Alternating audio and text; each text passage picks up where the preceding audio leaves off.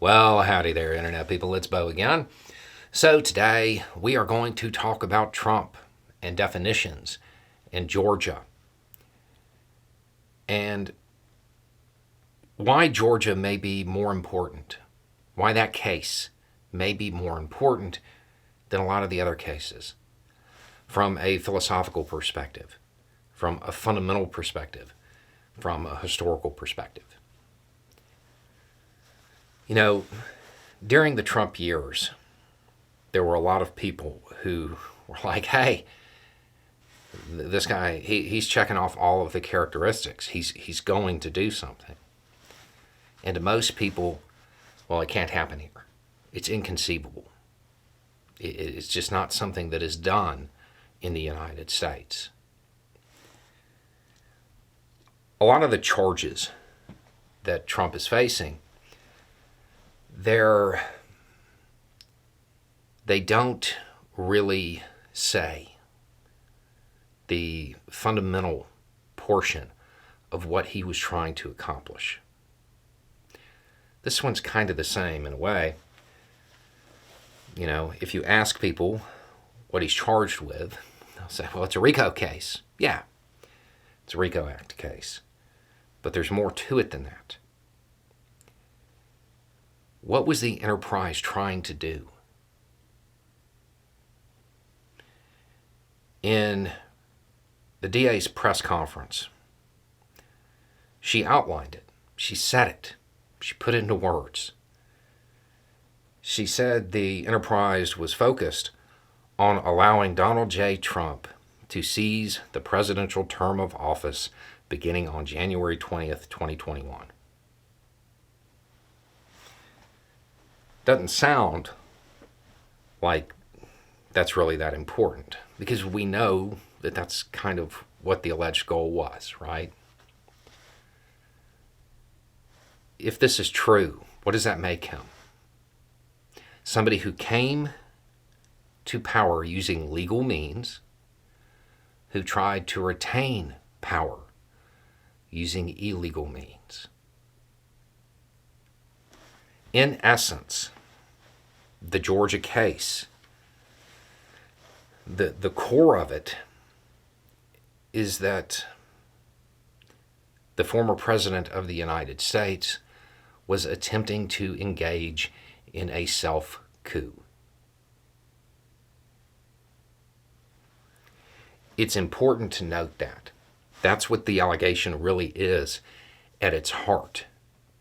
And it was put into words at that press conference. It's important to acknowledge that because we always like to pretend it can't happen here. And I know a whole lot of people who were screaming it during the Trump years. And to most people, it seemed alarmist. It seemed that an elected official doing something like that, well, it was inconceivable. Nobody wanted to call it what it was.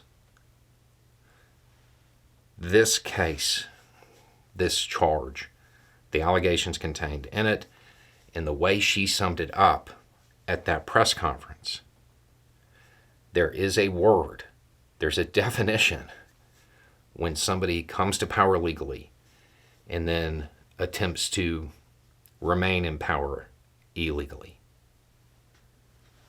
Normally, through the use of paperwork. When the history books are written on this, that quote from that press conference, they're going to be in it. Because it sums up what the core allegation is, what the core offense, if proven guilty, was. It wasn't that he lied. Most politicians lie. It wasn't that he exerted undue influence. It was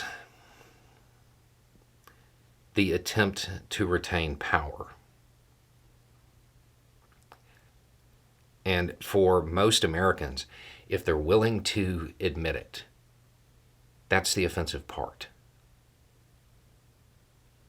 the idea that Trump lied about something, I don't think anybody's going to be surprised by that. But doing it in furtherance of retaining power against the will of the people in the United States, that is what was most offensive. That's what upset people. Now, again, it's an indictment. They're allegations, presumption of innocence.